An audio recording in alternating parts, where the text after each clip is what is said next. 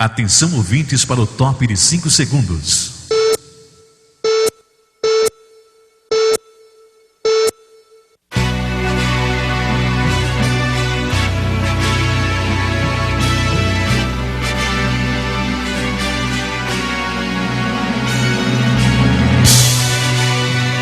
Atenção ouvintes, nas cidades e nas comunidades rurais. Está começando agora o programa Voz Evangélica da Igreja de Cristo. Um programa feito para o Espírito, com a verdade que fere, o amor que redime e o Evangelho de Jesus Cristo que salva. Inspiração, edificação, compromisso com o ouvinte, tem compartilhado as bênçãos de Deus com uma região de audiência. Está no ar. Voz Evangélica da Igreja de Cristo, um culto em seu lar, uma bênção em sua vida. Se não somos bastante para muitos enfrentar.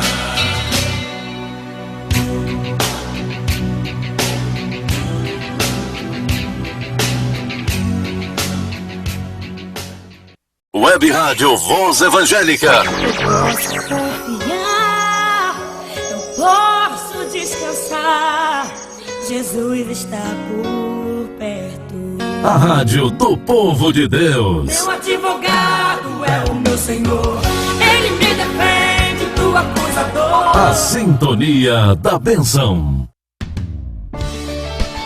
Web Rádio Voz Evangélica, tá aqui, tá na bênção. Web Rádio Voz Evangélica, aqui tá na bênção. Web Rádio Voz Evangélica, aqui tá na bênção. Eu tô na bênção, eu tô na bênção. Tô na Web Rádio Voz Evangélica. Eu tô na bênção, eu tô na bênção. Tô na Web Rádio Voz Evangélica. Web Rádio Voz Evangélica, aqui tá na bênção. Web Rádio Voz Evangélica, aqui tá na bênção.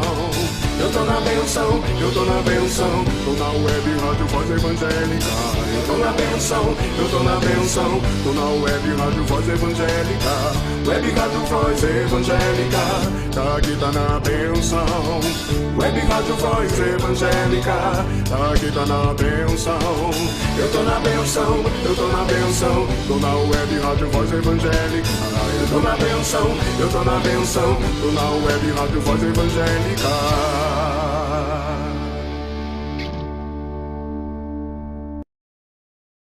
Graça e paz, irmãos, irmãs e amigos, está começando agora mais uma audição e apresentação do seu programa de todas as manhãs, o Voz Evangélica da Igreja de Cristo. Nosso programa é uma produção e direção do pastor da Igreja de Cristo em Apodi, Davi Marroque Teixeira. Vamos juntos bendizermos e celebrarmos a Deus nesta linda manhã. Muito bem, meus irmãos, nós teremos louvores que dão vida, louvores que abençoarão você sem dúvida, uma palavra de Deus. Nós vamos dar continuidade ao nosso estudo bíblico em 1 Tessalonicenses. Nós já ouvimos o capítulo 1, hoje será o capítulo 2. Compartilhe a nossa live, deixe o seu curtir, adore a Deus com os hinos que estão sendo entoados.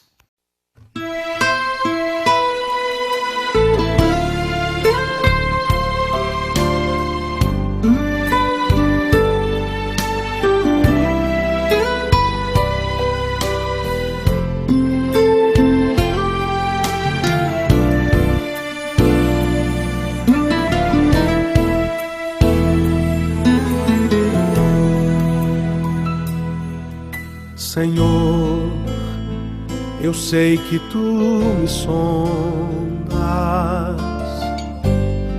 sei também que me conheces. Se me assento ou me levanto,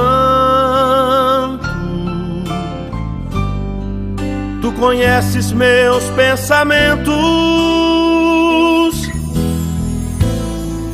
Quer deitado ou quer andando, sabes todos os meus passos. Ainda que haja em mim palavras, sei que em tudo me conheces.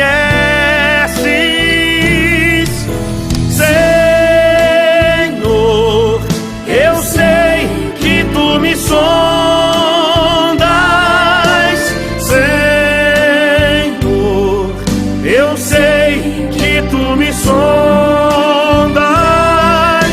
Senhor. Eu sei que tu me sondas, Senhor. Eu sei que tu me sondas.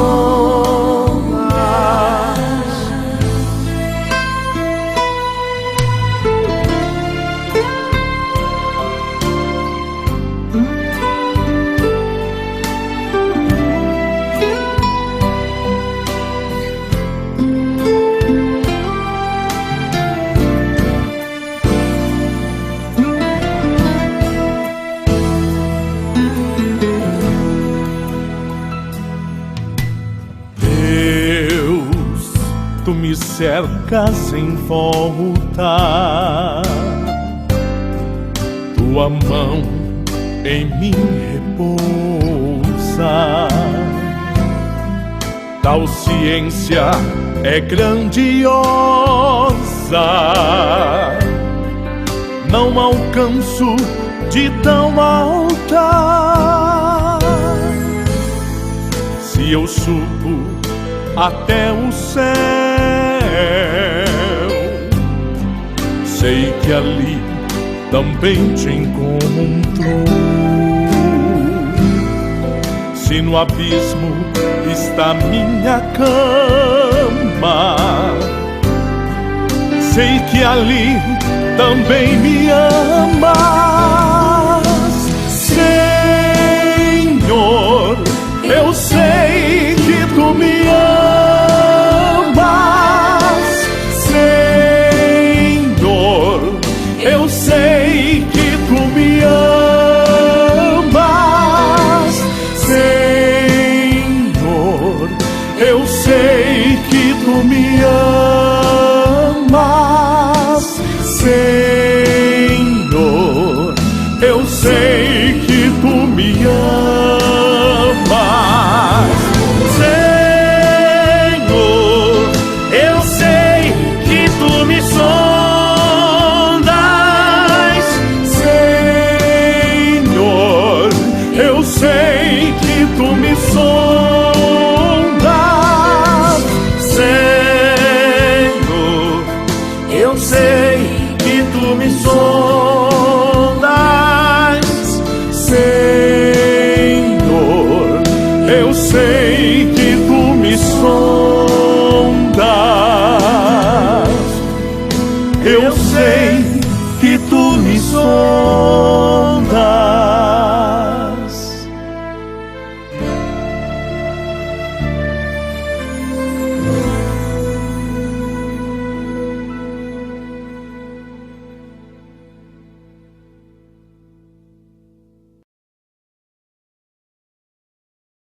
Muito bem, povo de Deus, eu quero agradecer a participação da nossa irmã Maria Pinto, do nosso irmão Francisco Pinto, Rosineide Moraes, a nossa irmã Cláudia Teotônio, direto lá de São Miguel. Agradeço a irmã Maria de Fátima Morim, direto de Martins, todos que nos acompanham. Irmã Andréia Cassimiro na escuta, o meu amigo Cleudo, direto de Caraúbas, obrigado pela audiência.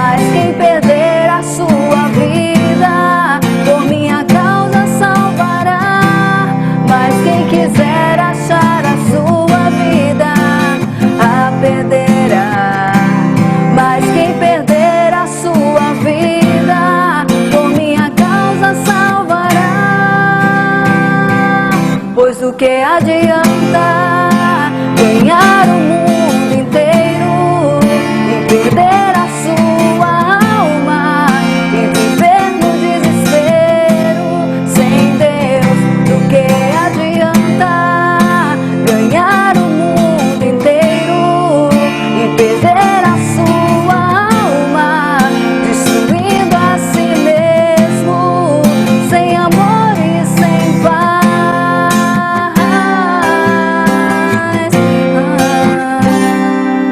Eu sei, é preciso seguir a ti, Senhor, negando a mim mesmo e tomar diariamente a minha cruz. Cada dia te seguir, meu Senhor Jesus. Pois quem quiser achar a sua vida a perderá, mas quem perder a sua vida por minha causa salvará.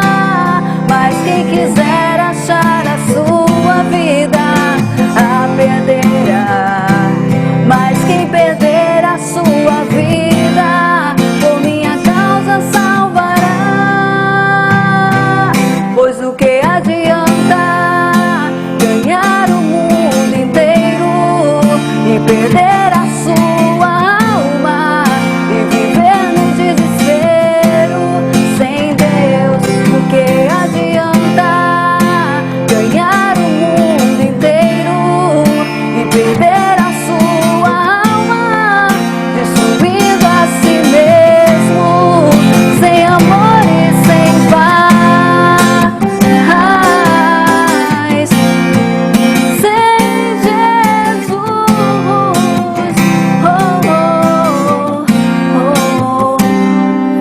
mas quem quiser achar a sua vida a perderá, mas quem perder a sua vida por minha causa salvará. Mas quem quiser achar a sua vida a perderá, mas quem perder a sua vida por minha causa salvará.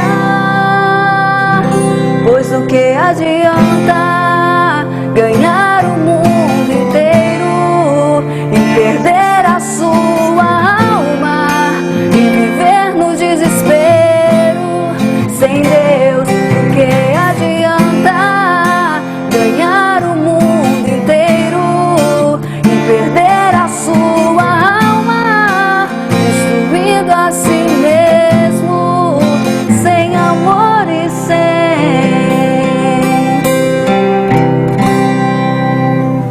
paz?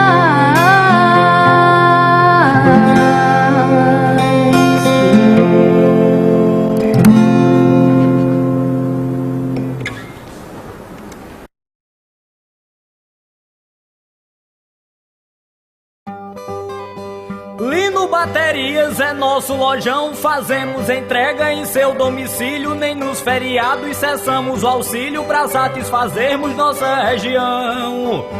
Sábado e domingo é o nosso plantão, 24 horas pode nos ligar. Nossos vendedores sempre vão mostrar preços excelentes, qualidade pura com atendimento que você procura. Lino Baterias, o melhor lugar. Rua Felipe Camarão, no bairro Aeroporto, em Mossoró. Plantão 24 horas, sábado, domingo e feriados, atendendo Mossoró e região. Fone 988974464. Lojão da Fábrica. Lino Baterias, o melhor lugar para comprar a bateria para o seu veículo. Irmã Nicélia Lima, na escuta do Voz Evangélica. Obrigado, irmã Nicélia. Deus abençoe sua vida. Gláucia Fraga, todos os dias aí acompanhando o Voz Evangélica. A minha esposa, irmã Thalita Rodrigues. A minha sogra, Dona Neide, na escuta. Minha mãe, Maria do Carmo, direto de Caraúbas, no Rio Grande do Norte, ouvindo o Voz Evangélica.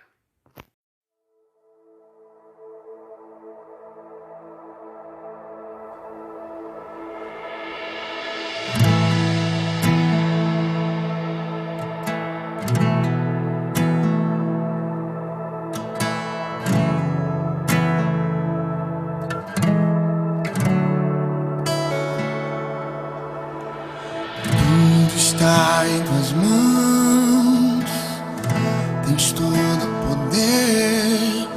Nenhuma folha cai ao chão sem o teu querer. Tens o controle de tudo, sabes o tempo de agir.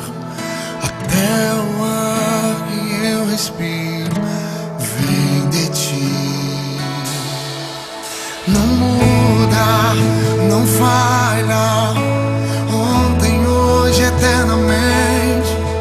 És o mesmo Deus, és o mesmo Deus.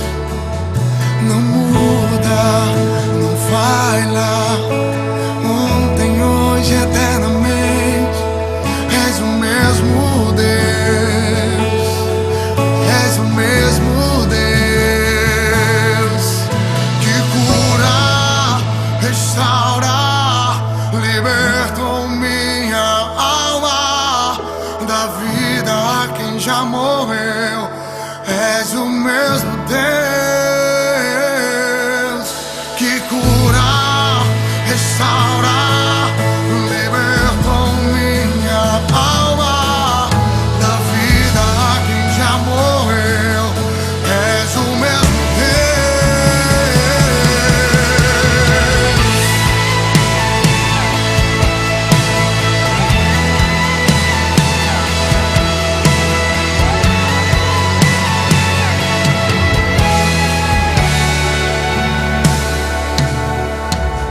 Tudo está em tuas mãos, tens todo o poder.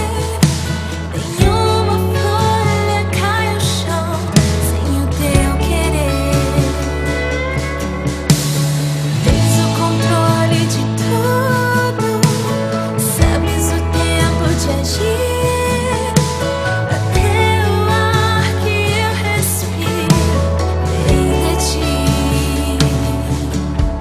Não muda, não falha, ontem, hoje, eternamente.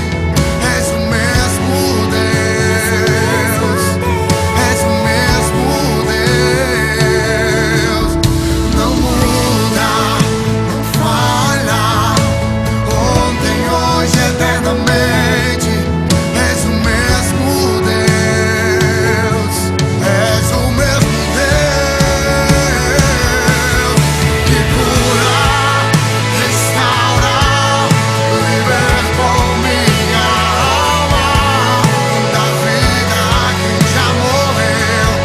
És o mesmo Deus, que cura, restaura, libertou minha alma da vida a quem já morreu. És o mesmo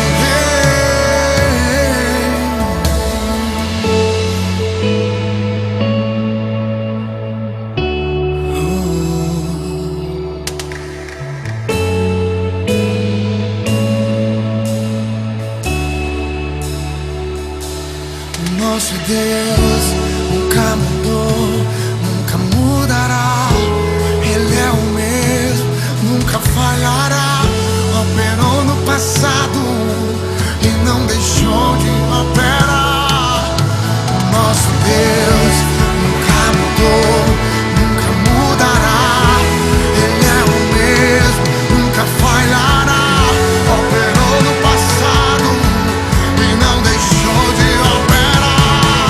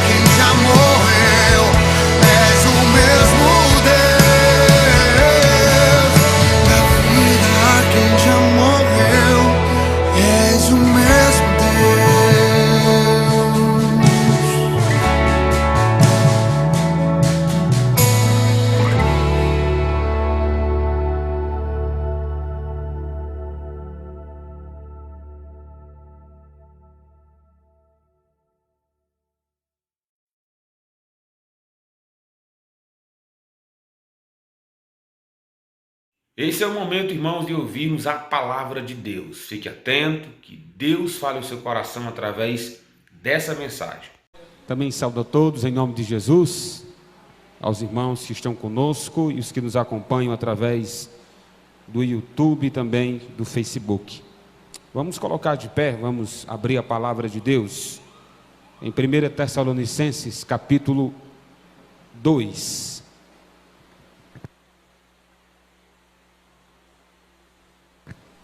Nós vamos dar continuidade às nossas exposições bíblicas na primeira carta de Paulo aos Tessalonicenses. Hoje nós vamos estudar o capítulo 2, do versículo 1 ao 12. 1 Tessalonicenses, capítulo 2, a partir do versículo 1, diz assim a palavra de Deus: Porque vós, irmãos, sabeis pessoalmente que a nossa estada entre vós não se tornou infrutífera, mas apesar de maltratados e ultrajados em Filipos, como é do vosso conhecimento, tivemos ousada confiança em nosso Deus, para vos anunciar o Evangelho de Deus em meio a muita luta, pois a nossa exortação não procede de engano, nem de impureza, nem se baseia em dolo. Pelo contrário, visto que fomos aprovados por Deus, a ponto de nos confiar Ele o Evangelho. Assim falamos, não para que agrademos a homens, e sim a Deus, que prova o nosso coração. A verdade é que nunca usamos de linguagem de bajulação, como sabeis, nem de intutos enganosos ou gananciosos. Deus disso é testemunha. Também jamais andamos buscando glórias de homens, nem de vós, nem de outros, embora pudéssemos, como enviados de Cristo, exigir de vós a nossa manutenção. Todavia nos tornamos carinhosos entre vós, que ama e acaricia os próprios filhos. Assim, querendo-vos muito, estar-vos prontos a oferecer-vos não somente o Evangelho de Deus, mas igualmente a própria vida. Por isso que vos tornastes muito amados de nós, porque vos recordais, irmãos, do nosso labor e fadiga, e de como noite e dia labutamos para não vivermos à custa de nenhum de vós. Vos proclamamos o Evangelho de Deus. Vós e Deus sois testemunha do modo porque piedosa, justa e irrepreensivelmente procedemos em relação a vós, outros que credes. E sabeis ainda de que maneira, como pai a seus filhos, a cada um de vós, exortamos, consolamos e admoestamos, para viver por modo digno de Deus, que vos chama para o seu reino e glória. Soberano Deus, Pai de bondade, Deus de infinitas misericórdias, te agradecemos, ó Deus, pela oportunidade que nos concede de cultuar o teu nome, de aprender mais um pouco da sua palavra. Espírito Santo, fala o coração da tua igreja, aplica a sua palavra em nossas vidas, e que tenhamos uma vida reta, uma vida santa, justa, diante de ti e dos homens. É o que nós te pedimos, Pai, em nome de Jesus.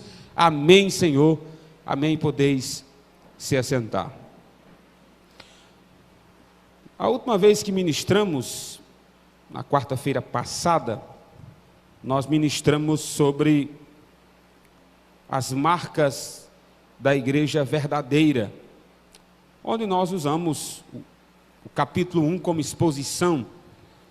O objetivo de 1 Tessalonicenses é fortalecer os novos convertidos na fé, que estavam com dúvidas acerca do procedimento, da conduta, enquanto Jesus Cristo não voltava, acerca da segunda volta de Jesus. E Paulo vai agradecer a Deus pela existência daquela igreja, tão sofrida, mas tão amada. E ele, juntamente com Silvano, com Silas, e com Timóteo, orientam essa igreja, ensinam a igreja a maneira de proceder, de agir, quanto à santidade, quanto à oração, quanto à vigilância. Tudo isso diz respeito à volta de Jesus. Enquanto ele não volta, nós temos uma conduta, nós temos uma maneira de trilharmos sobre esse mundo. No capítulo 1, ele fala sobre a conduta da igreja verdadeira. É uma igreja formada por salvos, é uma igreja que tem Cristo como a sua imitação, é uma igreja que se preocupa com missões, e é uma igreja que espera ardentemente a volta de Jesus. No capítulo 2, ele vai tratar sobre o obreiro aprovado. Já que toda igreja verdadeira tem um líder, tem um pastor, como deve ser o perfil desse obreiro, como deve ser a conduta desse obreiro, como deve ser a moralidade desse obreiro. Infelizmente, alguns que nós conhecemos e vemos nas televisões passam a ser o modelo, né? Se vão criticar a liderança evangélica brasileira, aí critica aqueles que estão nas televisões, e isso não condiz com a verdade. Não é porque tem 3 ou 4 pastores mau caráter, né? Claro que eu estou falando de alguns, não todos, alguns até que roubam, fraudulentos, que representam o perfil de Deus, de um homem de Deus.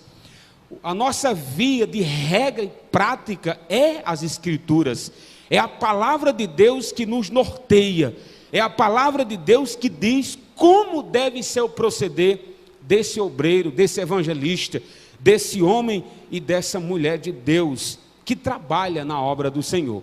Vejamos então, com base no capítulo 2 de 1 Tessalonicenses, qual é esse perfil desse obreiro aprovado pelo Senhor. Primeiro, está aí no versículo 1 e 2, é um obreiro que está disposto a dar a vida pelo Evangelho. Acompanhe comigo, se possível, deixe a sua Bíblia aberta, vamos ler. Ele diz aí: porque vós, irmãos, sabeis pessoalmente que a nossa estada, nosso tempo que ficou de vós, não se tornou infrutífera.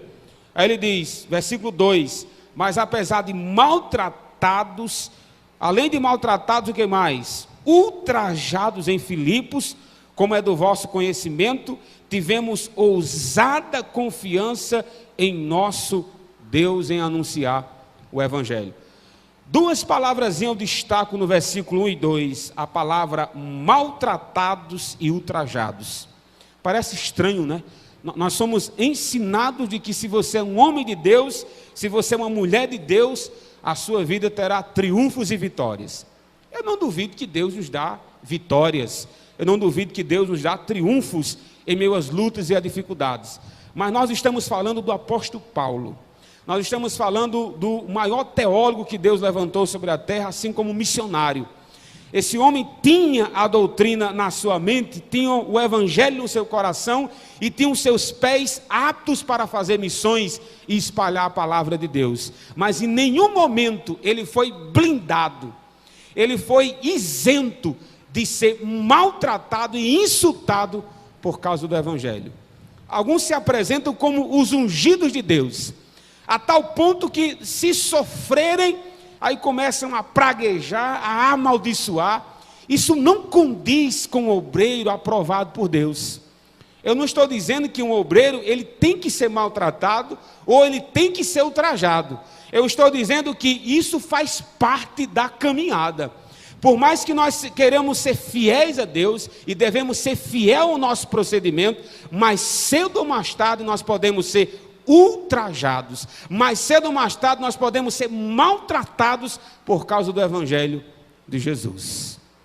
Não é uma mensagem palatável, agradável aos nossos ouvidos, mas é o Evangelho de Deus.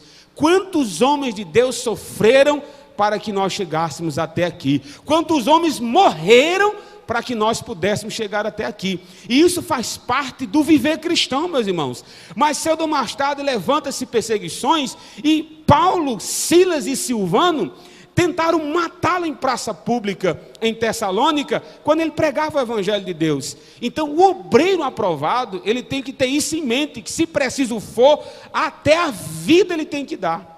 E a palavra que Paulo usa é que ele teve ousada confiança em Deus. Por que ele teve uma ousada confiança em Deus? Porque é o Espírito Santo que nos dá coragem de pregar, é o Espírito Santo que nos capacita a falar a verdade, a viver em verdade, a enfrentar a mentira, mesmo que a nossa vida corra risco. o parar, o ficar em silêncio diante das perseguições, não condiz com o perfil de um obreiro aprovado por Deus.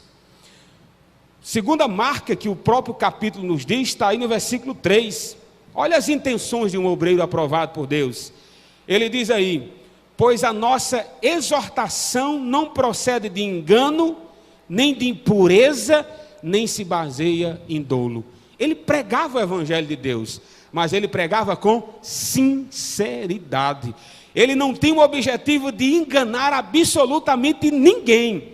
Aí as palavras que ele vai usar, ele diz: a nossa exortação não procede de engano, de impureza, nem se baseia em dolo. Paulo está dizendo o seguinte: todo obreiro verdadeiro, todo homem de Deus que está apto a evangelizar, a compartilhar da palavra de Deus, ele nunca será baseado pelo engano, ele nunca será baseado pela impureza. Se eu prego o evangelho, a minha vida deve condizer com esse evangelho. Se eu prego sobre transformação, eu seja alvo dessa transformação. Se eu prego contra a mentira, tenha eu uma vida de verdade. Se eu prego sobre perdão de pecados, tenha eu o perdão de Deus na minha vida. Não faz sentido o discurso longe da nossa conduta. Esse caminho aí chama a hipocrisia. Aí Paulo diz: um obreiro aprovado, ele anda em caminho de sinceridade. A vida dele pode correr risco, mas o motivo de correr risco é porque ele está pregando a verdade de Deus. Não apenas isso, ele continua. É o próprio Paulo nos orientando. Versículo 4. Versículo 4 não. Versículos 5 e 6. Deixa eu ver aqui. As intenções são sinceras e prega agradando a Deus e não os homens. É o versículo 4, terceira marca. Olha o que diz aí, olha que versículo bonito, irmãos. Versículo 4. Pelo contrário, a nossa vida não é de engano. Pelo contrário, visto que fomos aprovados por Deus, a ponto de nos confiar a Ele o Evangelho, assim falamos, não para que agrademos a homens, e sim a Deus, que prova o nosso coração. 2 vezes ele fala a palavra Deus aqui. Ele diz: aprovados por Deus, e Deus prova o nosso coração. Paulo está dizendo que em nenhum momento da caminhada ele procurou agradar homens. Muito cuidado com isso. Eu ia dizer uma cultura brasileira, mas não é cultura brasileira não, isso é uma cultura do coração longe de Deus. Essa ideia de querer agradar todas as pessoas e ter muito cuidado com ofender. Eu não estou querendo dizer com isso, irmãos, que a gente tem que ser mal educado em relação a tratar as pessoas ou abordar um descrente na hora de falar do Evangelho de Deus. Mas a gente nunca se esqueça que nós estamos querendo pregar a verdade. Então a verdade, quando ela é pregada, por exemplo, é bonito ouvir a seguinte frase: olha, a nossa situação é de condenados por Deus. Isso não é uma mensagem bonita de se evangelizar, mas é a verdade. Mas é a verdade. Olha, sem Jesus Cristo, ninguém pode ir para o céu. Para quem gosta de confiar nos seus méritos, para quem gosta de confiar nas suas forças, nos seus santos, nas suas imagens, nos mandamentos, para quem gosta de confiar a sua salvação aos seus próprios méritos, essa mensagem de que só Jesus salva e que só Ele nos leva aos céus, é uma mensagem que desagrada ao ouvinte. Mas nós não temos compromisso com o ouvinte, nós temos compromisso com Deus, nós temos compromisso com a verdade de Deus, custe o que custar. Paulo está dizendo que enquanto eu pregava, eu procurei agradar a Deus e não aos homens. Então, meus irmãos, você está cantando? Cante para Deus. Você está pregando? Pregue para Deus. Você está evangelizando? Evangelize sabendo que Deus está se agradando do evangelismo, que Deus está se agradando das missões, Deus está se agradando do seu testemunho. Então o obreiro aprovado, ele tem que entender que agrademos a Deus e não aos homens. Parece óbvio, né? Mas infelizmente não é, é comum. Nós diminuir a tonalidade da mensagem para que ninguém se ofenda. Cuidado com isso. Cuidado com isso. Não comprometa o conteúdo do evangelho por causa da plateia, por causa do público. Cuidado com isso. Até porque quem acrescentar um tio ou um J, ou quem diminuir, será réu de todas as pragas que há no livro da lei. Nós devemos entender que nosso compromisso, acima de tudo, é agradar ao nosso Deus. A quarta marca está no versículos 5 e 6. Ele não usa de bajulação nem de ganância. Olha o que diz aí o versículo 5 e 6. De 1 Tessalonicenses capítulo 2. A verdade é que nunca usamos de linguagem de bajulação, como sabeis, nem de intuitos gananciosos. Deus disso é testemunha. Versículo 6. Também jamais andamos buscando glória de homens, nem de vós, nem de outros. Que marca é essa? É a marca da verdade, porque ele não usa de bajulação, nem de ganância. Vou dar aqui o exemplo de bajulação. Às vezes a pessoa está no culto evangelístico e faz o convite ao pecador. Às vezes a maneira que o indivíduo faz o convite, parece que Jesus é uma banana podre, que está se acabando e a gente está doido para se livrar. Aí como é que a gente diz?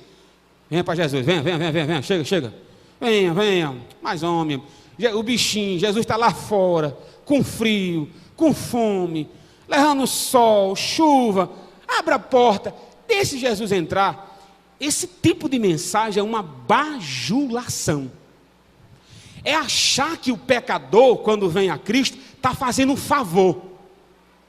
Paulo está dizendo que quando pregava o Evangelho, ele pregava dizendo que nós somos pecadores. Nós estávamos longe de Deus, destinados à ira de Deus. E que a bondade, a graça e a misericórdia de Deus nos alcançou.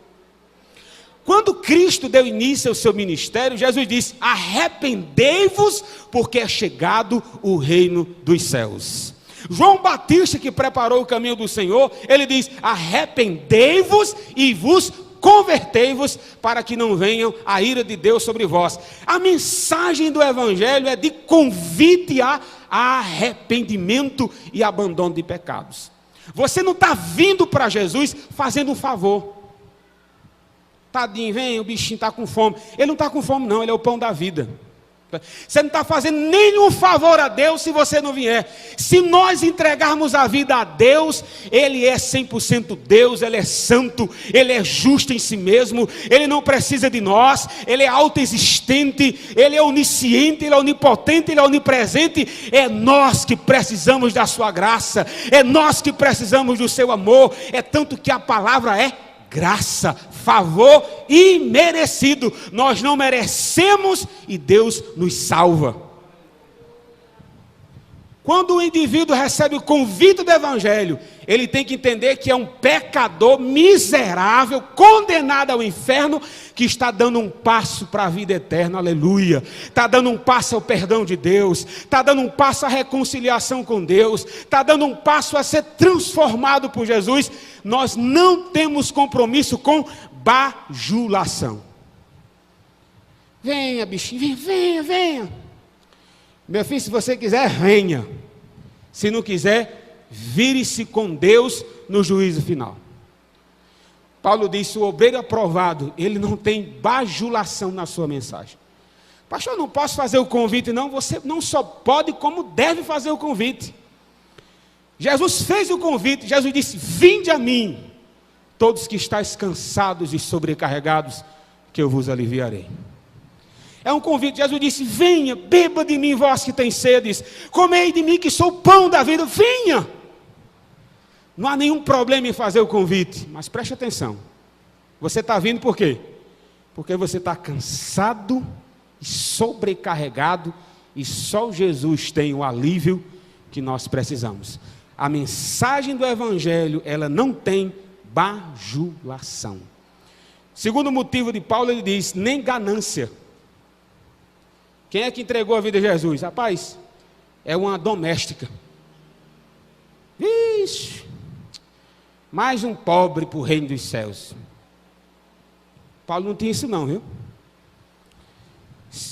Quem é que está entregando a vida a Jesus? Rapaz, é o alcoólatra. É Zé Papudim. Paulo pregava o evangelho a quem? A pessoas, quer seja pobre, quer seja rico, quer seja negro, quer seja branco, amarelo, quer seja índio. Paulo está dizendo que quando ele pregava o evangelho, ele não olhava o que essa pessoa podia dar em troca, em relação a finanças para o seu ministério. Paulo pregava o evangelho sabendo de que Deus salva pobres, de que Deus salva ricos. Se a mulher é uma diarista, glória a Deus pela salvação dessa pessoa. Se é um vereador ou um prefeito, glória a Deus pela salvação dessa pessoa. Independente do status, independente da conta bancária, Deus salva o ser humano, independente das finanças.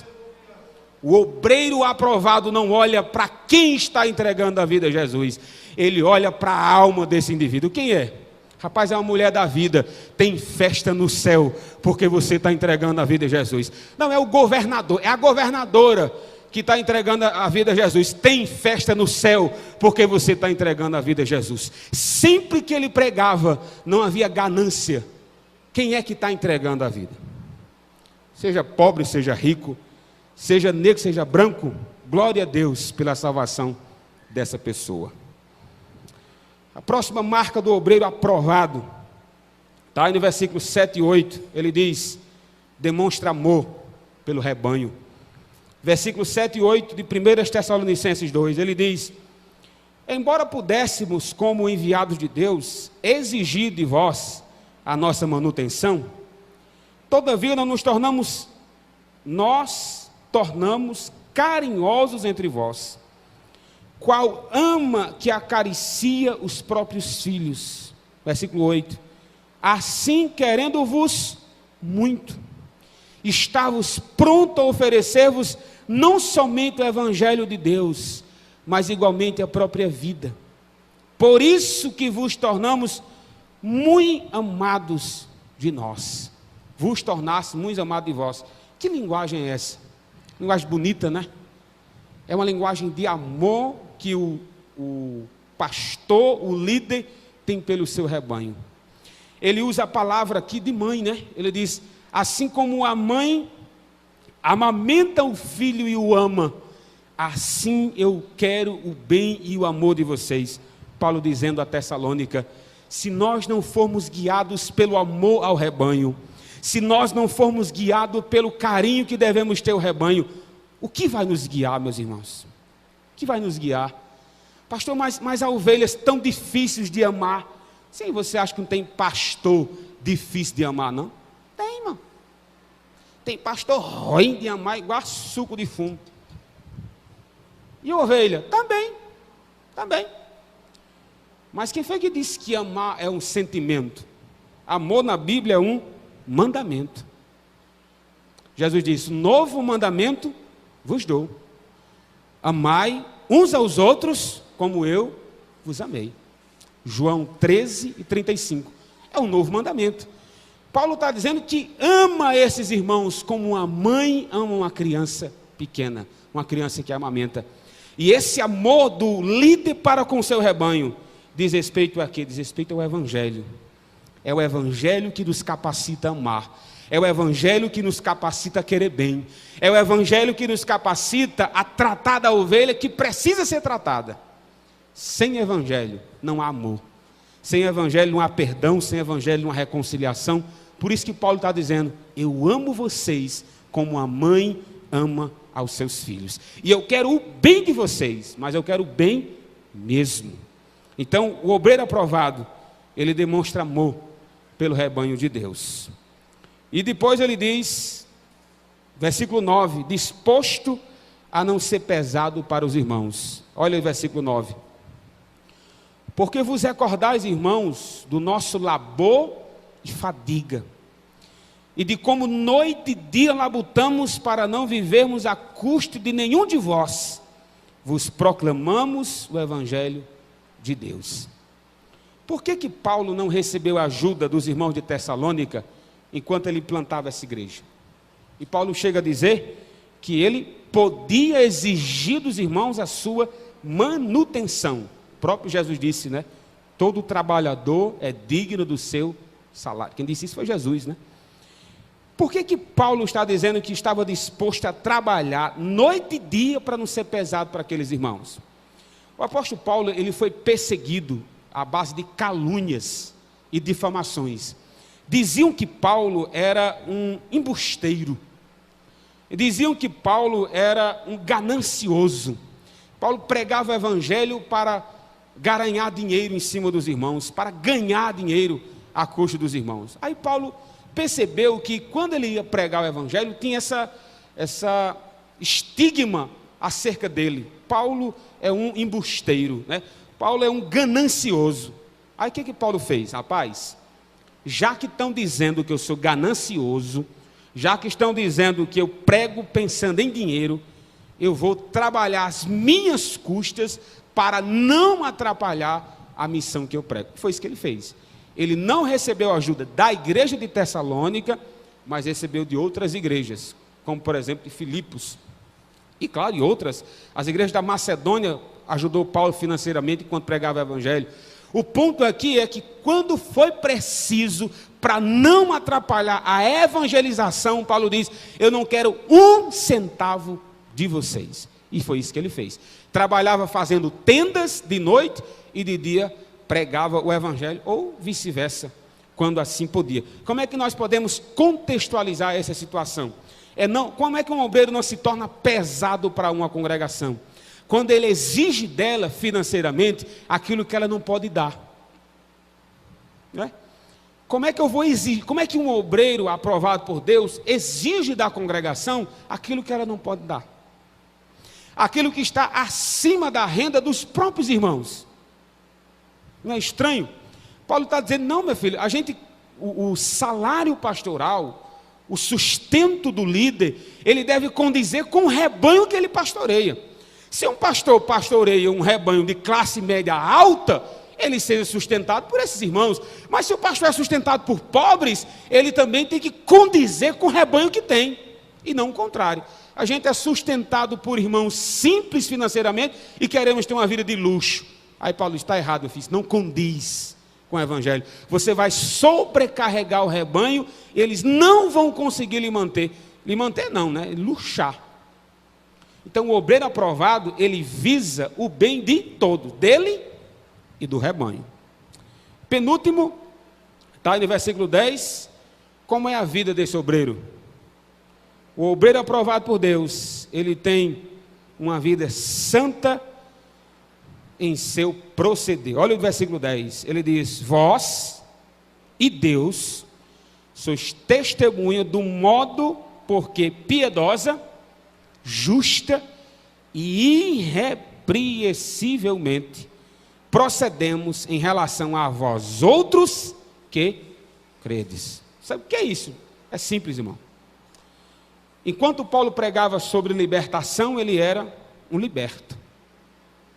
Enquanto ele pregava contra o pecado, ele tinha uma vida santa.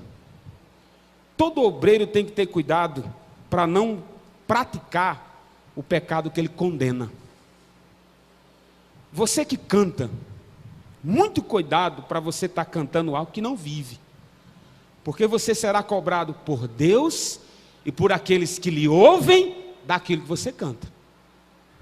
Exemplo. Eu quero trabalhar para meu Senhor, levando a palavra com amor. Quero eu cantar e orar, sim, na vinha do Senhor. Salmo 115. É bonito, não é bonito? É. Da harpa cristã 115, melhor dizendo.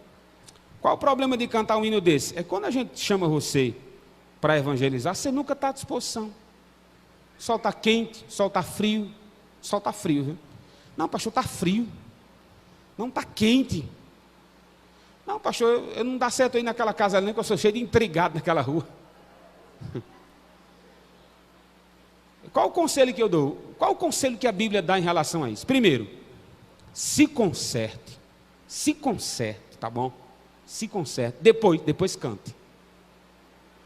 Porque você está dizendo que quer trabalhar na obra do Senhor, mas nunca pode orar, nunca pode evangelizar, nunca pode ofertar, nunca pode dizimar, nunca pode dobrar os seus joelhos e chorar pelas missões, nunca pode estar à disposição da obra de Deus. Então pergunto, por que você canta?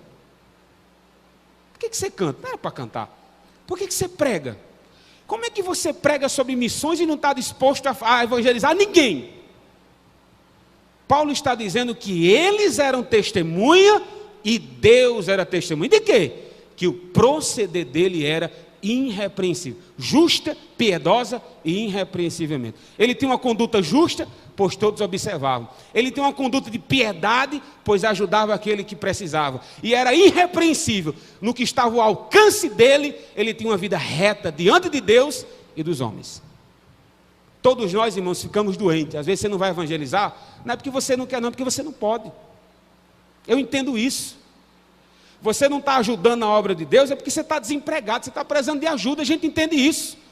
Mas não é disso que Paulo está tratando. Paulo está dizendo que você tem tempo, você tem saúde, você tem finança e nunca está à disposição do reino de Deus. Aí Paulo diz, então deixe de cantar, pelo amor de Deus.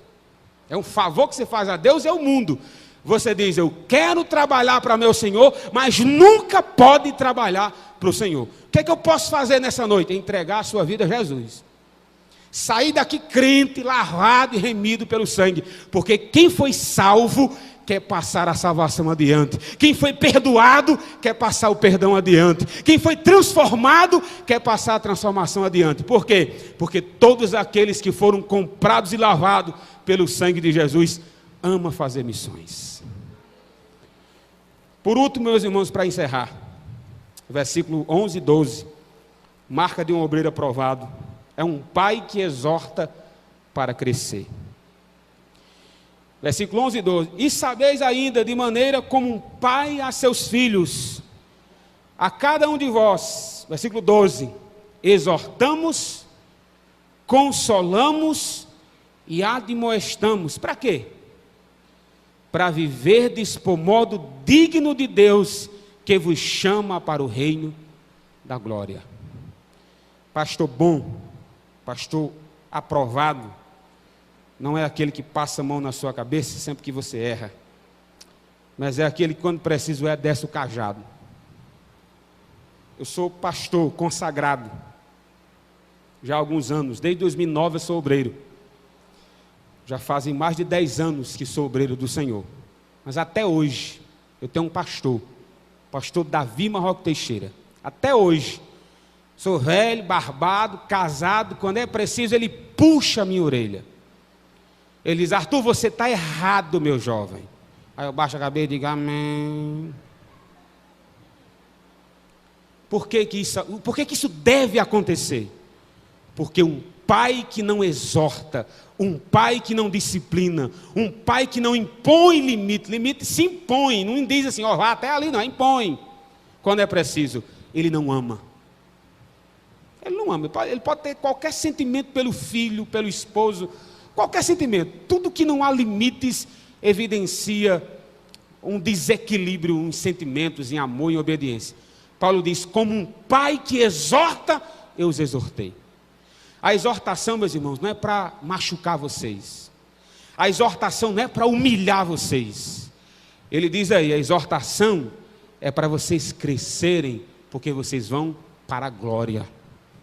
Enquanto a gente chega nos céus, Deus vai tratando nós usando os pastores. Então não fique com raiva do seu pastor quando ele disciplina, quando ele usa o cajado, quando o meu pastor Davi puxa a minha orelha. Eu tenho que sentir amado, porque quem ama, cuida. Quem ama diz, você está errado. Se aqueles que o rodeiam só batem nas suas costas e chamam você de quarta pessoa da Trindade, cuidado com esses amigos. Isso não é amigo não, viu? Isso é inimigo. Alguém que não chama a sua atenção, diz, você está errado, rapaz.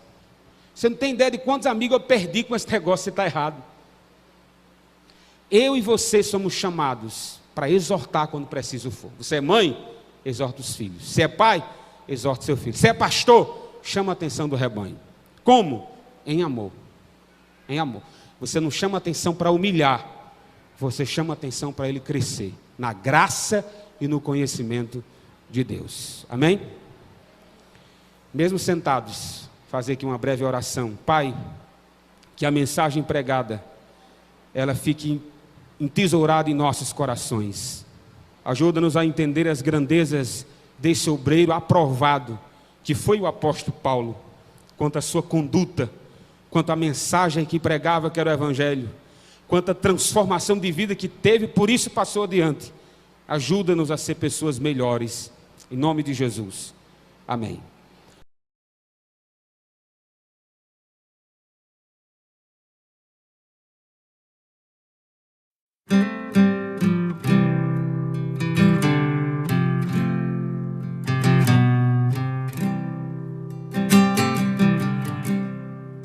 Podemos ver que as profecias estão se cumprindo. Tudo que um dia Jesus falou está acontecendo. O que aconteceu com Jesus lá no templo em Jerusalém, há muito tempo está acontecendo nos nossos também. Estão esquecendo do céu e focados aqui.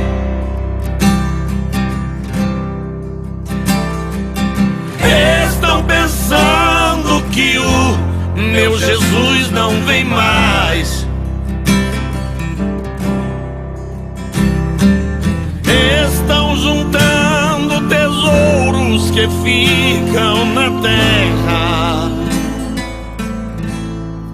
mas a juntar tesouro no céu quase ninguém quer mais.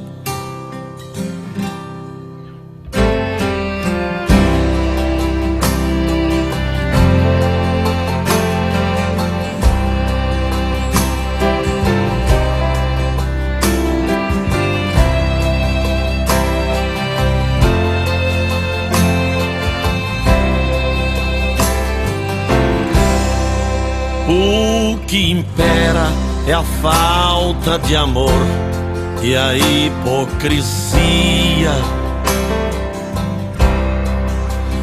Estão brincando, estão zombando do Deus poderoso. Estão fazendo do santo uma mercadoria.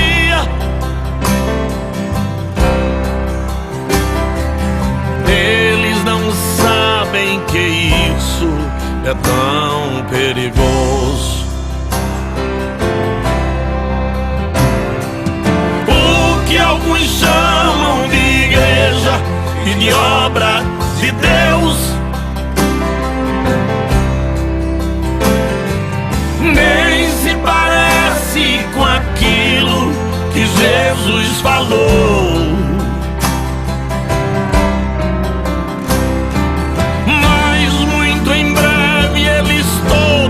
Irão descobrir que quem mudou foram eles, meu Deus não mudou. Deus não mudou. Deus não mudou.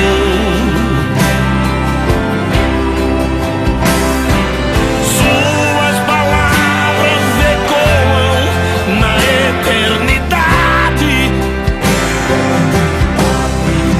Deus não mudou.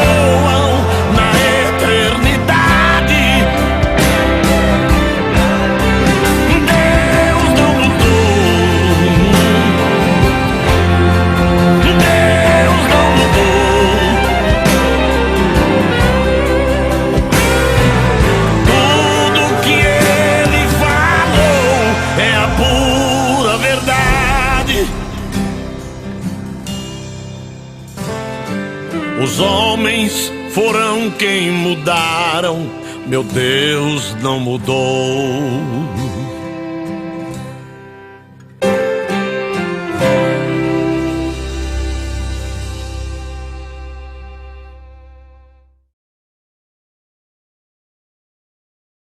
Agradeço a todos que ficaram conosco até o momento, tá certo? Se Deus permitir, amanhã estaremos aqui de volta para trazer mais uma palavra de Deus aos vossos corações. Fiquem todos na graça e na paz de Jesus. Fiquem agora com o pastor Luiz Carlos, direto de Jacobina, na Bahia. Vamos continuar bendizendo ao nosso Pai.